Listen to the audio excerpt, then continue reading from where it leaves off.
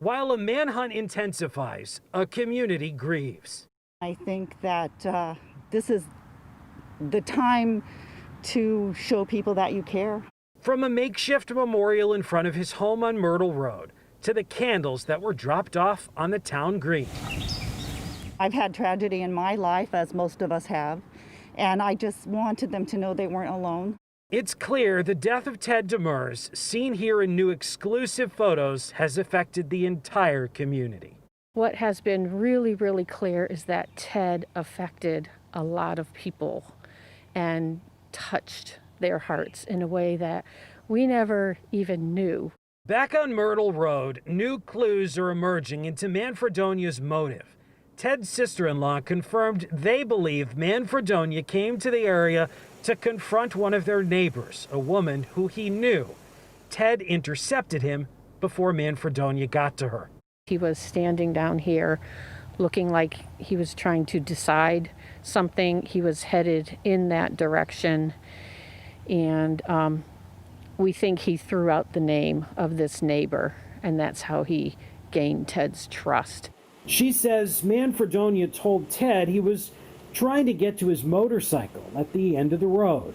Ted gave Manfredonia a ride, and that's when he was stabbed to death. Another neighbor was also seriously wounded, but it's expected that he'll survive.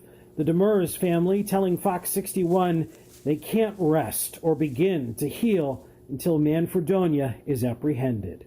It's very hard for us to feel like we can really move forward in a significant way with the healing process because this case is still open, this person is still out there, so there's constantly this level of anxiety and fear and uncertainty always in the back of your mind.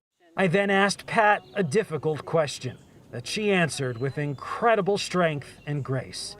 What would she say to Peter Manfredonia if he were standing right in front of her?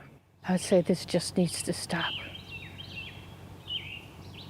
I don't know what your reasons are, but this just needs to stop. This is the kind of situation where words cannot even do justice to what you're feeling. If I saw Peter in front of me right now, I can't really say what I would do or say. The Demers family told me they've been frustrated by some inaccurate media reports. They want to make it clear that their home was not where Manfredonia allegedly stole guns. That was a different home in Willington where he allegedly held a man hostage. Meanwhile, the Demers family, $62,000 has been raised for them.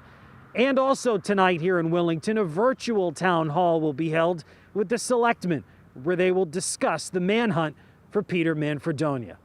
Reporting in Willington, Matt Karen, FOX61 News.